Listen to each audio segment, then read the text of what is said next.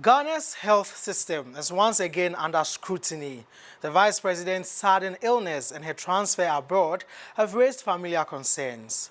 Why do top government officials not trust the very healthcare system they oversee? Ghana has world-class hospitals like the University of Ghana Medical Center as well as the Philip Abutiate Hospital. Yet, these facilities remain underfunded, understaffed, or in some cases, simply not fully operational. The vice president's case isn't unique over the years. Ghanaian leaders, including past presidents, have traveled abroad for medical care.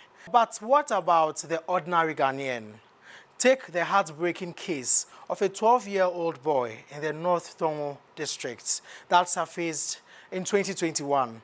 He needed urgent medical care, but the delays in finding a hospital bed and an ambulance cost him his life. It took 2 members of parliament to intervene, yet he tragically lost his life. Apparently, since afternoon, the Bator Catholic Hospital staff and workers of the National Ambulance Service were unsuccessful in securing approval from a tertiary facility to bring in the child. Kolebu had no bed, and calls to 37 military hospitals were not being responded to.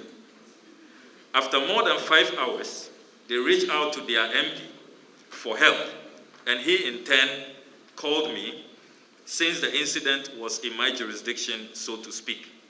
I had to then call another medical doctor who is a constituent of mine and works at the 37 military hospital for his urgent assistance.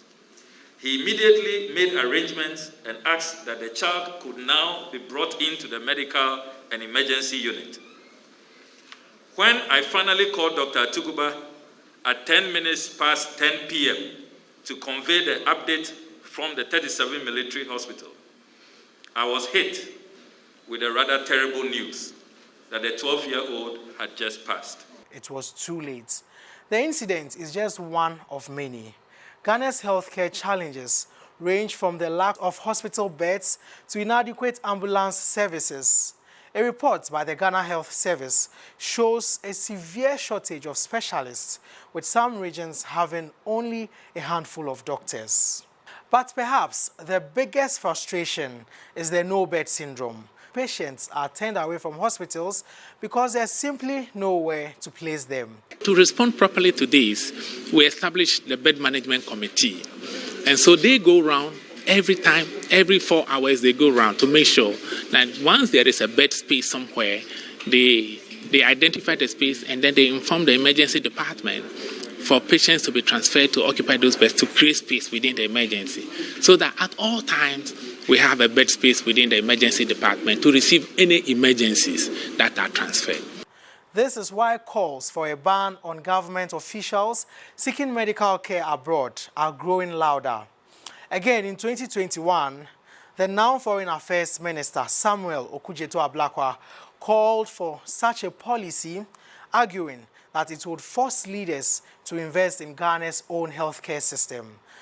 There is the need to implement a policy of no medical treatment abroad for members of the executive, the legislature, and the judiciary with immediate effect.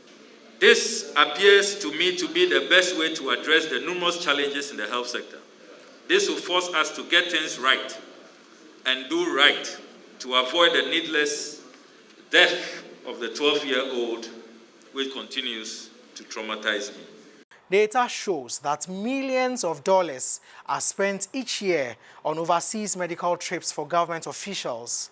If just a fraction of this were reinvested into the local health sector, perhaps Ghanaian hospitals wouldn't be struggling today. But for many citizens, the message is clear. Ghana's health system must work for everyone, not just for those with power and means to fly abroad. Until that happens, the system remains sick and the ordinary Ghanaian pays the price.